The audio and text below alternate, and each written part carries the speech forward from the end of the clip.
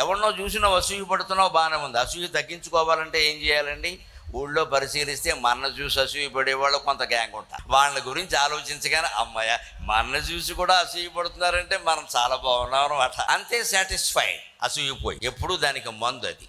నువ్వు ఎంత అందంగా ఉన్నా నీకంటే అందమైన వాళ్ళని చూసి నువ్వు అసూయపడచ్చు. నిన్ను చూసి అసూయపడేవాళ్ళు కొంతమంది ఉన్నారు. నీ దగ్గర కొంత డబ్బు ఉంది, అంతకంటే ఎక్కువ డబ్బు సంపాదించాలని ఉన్నవాళ్ళని చూసి నువ్వు అసూయపడుతున్నావు. నీ దగ్గర ఉన్న డబ్బుకే అసూయపడేవాళ్ళు చాలామంది. పరాక్రమం విషయంలో అంతే, ధైర్యంలో విషయంలో అంతే, చదువు విషయంలో అంతే, అన్ని విషయాల్లోనూ అంతే.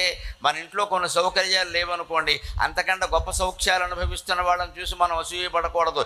మనకున్న సౌకర్యాలు కూడా లేని మన బంధువులు ఉంటారు, వాళ్ళని చూసి మనం సంతృప్తిగా ఉండాలి. వాడి ఇల్లు కంటే నా ఇల్లు చాలా నయం, ఉన్నది చాలు, ఉన్నది చాలు, సుఖంగా ఉన్నాం, భార్యాభర్త ఒకరికొకరు అనుబంధంతో ఉన్నాం, చాలు, ఇద్దరు పిల్లలు, వాళ్ళకి పెళ్లిళ్ళు చేసి స్థిరపడ్డారు అనే ధోరణిలో ఉంటే ఏ అసూయ ఉండదు.